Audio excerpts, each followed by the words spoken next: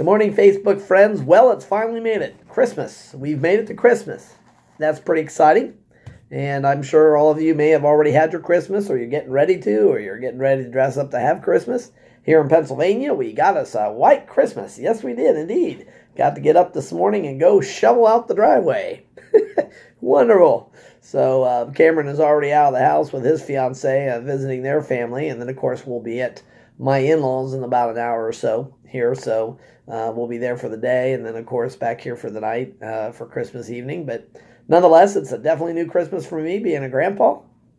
So look forward to seeing my granddaughter Sophia today and wishing her a very Merry Christmas up close and personal.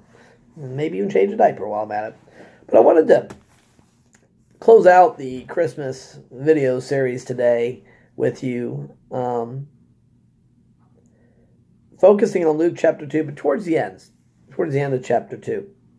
You know, I've talked a lot about, what all led up to Jesus. And of course, I don't know if people realize it, but the three wise kings, most people see Christmas, you have your manger scene and the three wise men are right there with you. That actually happened sometime later. And some historians think it was maybe up to 2 years later that the wise men came to visit Jesus with the gifts and things. Jesus Christ's appearance on the earth, of course, it was God appearing on the earth for the sake of man, was profound, and it was historically profound. And, after Jesus is born, Joseph and Mary proceeded, as was the tradition as Jews, into Jerusalem to worship at the temple. And there's a couple testimonies from a woman named Anna, and there was also a gentleman named Simeon. And they prophesied over Jesus when they come. When Mary and Joseph come in, just like when Mary visited Elizabeth, the baby in Elizabeth's bosom jumped. John jumped because in the Holy Spirit. And Elizabeth was filled with the Holy Spirit and started prophesying to Mary, "Blessed are you among women." And then you have these other things that go on. And you have that happen. But I want to talk about specifically a situation that happened where Jesus, I believe, was about 12 years old. And his family ventured to celebrate the Passover in Jerusalem. And it says when they returned to Nazareth after he was born, it said, "And the child continued to grow and become strong, increasing in wisdom, and the grace of God was upon him." So not only was Jesus' birth this incredible event, but just the growing up. And Mary, the ponderer, is watching all this.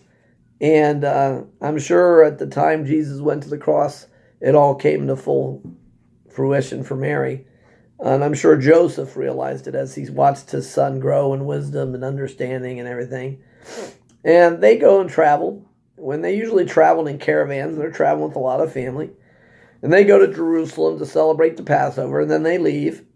But what happened was Jesus didn't go with them. As a matter of fact, he didn't go along. And I want to read this to you in Luke chapter 2, starting in verse 41. And that's 41 through 52 if you want to reference that. And his parents used to go to Jerusalem every year at the feast of the Passover. And when he became 12, they went up there according to the custom of the feast. And they were returning after spending the full number of days. The boy Jesus stayed behind in Jerusalem, and his parents were unaware of it, but supposed him to be in the caravan, and went a day's journey, and they began looking for him among their relatives and acquaintances. And they did not find him. They returned to Jerusalem looking for him. And it came about that after 3 days they found him in the temple, sitting in the midst of the teachers, both listening to them and asking them questions. And all who heard him were amazed at his understanding and his answers. And when they saw him, they were astonished. And his mother said to him, "Son, why have you treated us this way? Behold, your father and I have been anxiously looking forward." And he said to them, "Why is it that you were looking for me? Did you not know that I had to be in my father's house?" And they did not understand the statement which he had made to them. And he went down with them and came to Nazareth and continued in subjection to them, and his mother treasured all these things in her heart. And Jesus kept increasing wisdom, stature, and in favor with God and men. This young man, Jesus Christ, even at the age of 12, was impressing people. And he wasn't impressing them because he was trying to. He wasn't impressing them because he was simply being who he was, God in the flesh. And today we celebrate that he has come. He came for you. He came for me. He came from all mankind. He came to bring about the ultimate peace on the earth. And I hope you remember that today. It's a busy day for a lot of people. They're going from one family to the other. My daughter and her boyfriend are, I think, having like 4 different Christmas dinners they're going to since yesterday and today. And I guarantee you them, the baby, everybody's going to be whipped by tonight. They might even be whipped by the time we see them in our family here around the 1 o'clock hour. But nonetheless, it is Christmas. And you know what? We've been through a lot this last month, and we've all been busy with many things. And hopefully you've had an opportunity to just slow down and rest. For me and my family, it's been nice having a different type of Christmas because we've been able to slow down and just relax. And it's been good because we've been able to really contemplate and experience the fullness of what the season is about. I hope that for every one of you today. If you don't know who Jesus is or what this is all about Jesus and you want to know more and would like to talk to somebody about it, I'm more than happy, open at all times, available here on Facebook, phone call, whatever. But nonetheless, I want to wish you all a very Merry Christmas.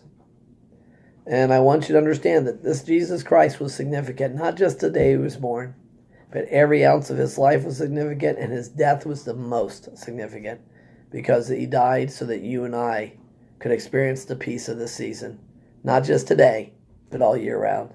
God bless you and Merry Christmas.